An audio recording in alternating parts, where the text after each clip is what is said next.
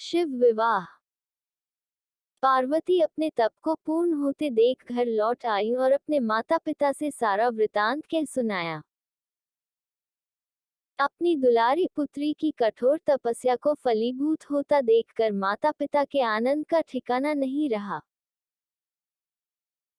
उधर शंकर जी ने सप्तर्षियों को विवाह का प्रस्ताव लेकर हिमालय के पास भेजा और इस प्रकार विवाह की शुभ तिथि निश्चित हुई। सप्तर्षियों द्वारा विवाह की तिथि निश्चित कर दिए जाने के बाद भगवान शंकर जी ने नारद जी द्वारा सारे देवताओं को विवाह में सम्मिलित होने के लिए आदरपूर्वक निमंत्रित किया और अपने गणों को बारात की तैयारी करने का आदेश दिया। उनके इस आदेश से अत्यंत प्रसन्न होकर गणेश्वर शंखकर्ण, केकराक्ष, विकृत, विशाख, विकृतानंद, दुंदुभ, कपाल, कुंडक, काकपादोदर, मधुपिंग, प्रमथ, वीरभद्र आदि गणों के अध्यक्ष अपने अपने गणों को साथ लेकर चल पड़े। नंदी, क्षेत्रपाल, भैरव आदि गणराज भी कोटि कोटि गणों के साथ निकल पड़े। ये सभी 3 नेत्रों वाले थे। सबके मस्तक पर चंद्रमा और गले में नीले चिन्ह थे।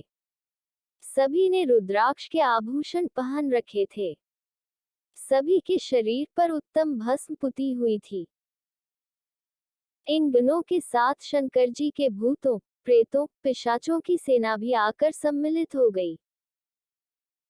इनमें डाकिनी, शाकिनी, यातुधान, वेताल, ब्रह्मराक्षस आदि भी शामिल थे। इन सभी के रूप, रंग, आकार, प्रकार, चेष्टाएं, वेशभूषा, हाव भाव आदि सभी कुछ अत्यंत विचित्र थे। किसी के मुख ही नहीं था और किसी के बहुत से मुख थे। कोई बिना हाथ पैर के ही था तो कोई बहुत से हाथ पैरों वाला था। किसी के बहुत सी आंखें थीं और किसी के पास एक भी आंख नहीं थी। किसी का मुख गधे की तरह, किसी का सियार की तरह, किसी का कुत्ते की तरह था। उन सब ने अपने अंगों में ताजा खून लगा रखा था। कोई अत्यंत पवित्र और कोई अत्यंत विभत्स तथा अपवित्र गणवेश धारण किए हुए था। उनके आभूषण बड़े ही डरावने थे। उन्होंने हाथ में नर कपाल ले रखा था। वे सबके सब अपनी तरंग में मस्त होकर नाचते गाते और मौज उड़ाते हुए महादेव शंकर जी के चारों ओर एकत्रित हो गए। चंडी देवी बड़ी प्रसन्नता के साथ उत्सव मनाती हुई भगवान रुद्रदेव की बहन बनकर वहां आ पहुंची। उन्होंने सर्पों के आभूषण पहन रखे थे। वे प्रेत पर बैठकर अपने मस्तक पर सोने का कलश धारण किए हुए थी। धीरे धीरे वहां सारे देवता भी एकत्र हो गए। उस देवमंडली के बीच में भगवान श्री विष्णु गरुड़ पर विराजमान थे। पितामह ब्रह्मा जी भी उनके पास में मूर्तिमान वेदों, शास्त्रों, पुराणों, आगमों, संकाद महासिद्धों, प्रजापतियों, पुत्रों तथा कई परिजनों के साथ उपस्थित थे। देवराज इंद्र भी कई आभूषण पहन अपने ऐरावत गज पर बैठ वहां पहुंचे थे। सभी प्रमुख ऋषि भी वहां आ गए थे। तुम्बुरु, नारद, हाहा और हुहु आदि श्रेष्ठ गंधर्व तथा किन्नर भी शिवजी की बारात की शोभा बढ़ाने के लिए वहां पहुंच गए थे। इनके साथ ही सभी जगन माताएं, देवकन्याएं, देवियां तथा पवित्र देवांगनाएं भी वहां आ गई थीं।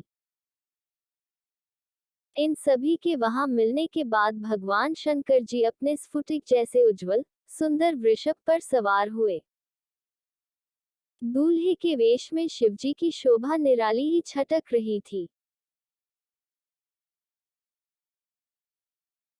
इस दिव्य और विचित्र बारात के प्रस्थान के समय डमरुओं की डम डम, शंखों के गंभीर नाद, ऋषियों महर्षियों के मंत्रोच्चार, यक्षों, किन्नरों, गंधर्वों के सरस गायन और देवांगनाओं के मनमोहक नृत्य और मंगल गीतों की गूंज से तीनों लोग परिव्याप्त हो उठे।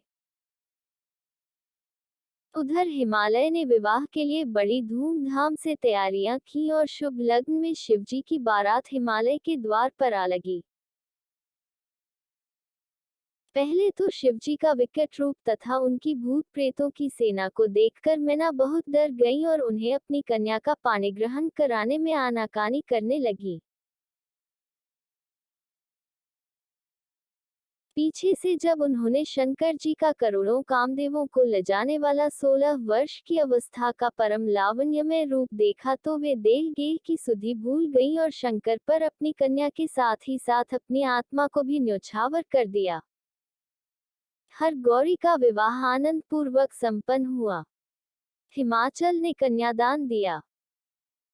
विष्णु भगवान तथा अन्यान्य देव और देव रमणियों ने नाना प्रकार के उपहार भेंट किए।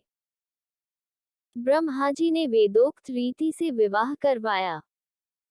सब लोग अमित उत्साह से भरे अपने अपने स्थानों को लौट गए।